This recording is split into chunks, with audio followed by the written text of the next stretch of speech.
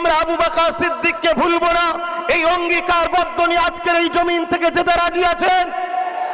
কথা দিচ্ছেন আপনারা? কেন আবু বকর সিদ্দিক একটা ইনকিলাব, আবু বকর সিদ্দিক একটা ইনসাফ, আবু বকর সিদ্দিক একটা চেতনাপূর্ণ সমাজ, আবু বকর সিদ্দিক পিছিয়ে পড়া মানুষের জন্য কণ্ঠ, আবু বকর সিদ্দিক এই স্বাধীনতার জন্য তিনার যে অবদান, আবু বকর সিদ্দিক যিনি এই পিছিয়ে পড়া অসহায় মুসলিম সমাজের শিক্ষা সর্ব বিষয়কে আগিয়ে দিয়েছে। এবং এই বাংলার জমিনে যেদিন সে বেদাত বেশরিয়াতি কর্মকাণ্ড হতো, এই বাংলার জমিনে সেদিন ফুরফুরার হযরত জামানের মুজাদ্দেদ আবু বকর সিদ্দিক আপনাদেরকে শিক্ষা যেমন দিয়েছে, সভ্যতা দিয়েছে, ইনসান কি ইনসানিয়ত কি জিনিস, সেই জিনিস আপনাদের দুয়ারে দুয়ারে বাড়িতে বাড়িতে পৌঁছে দিয়েছে।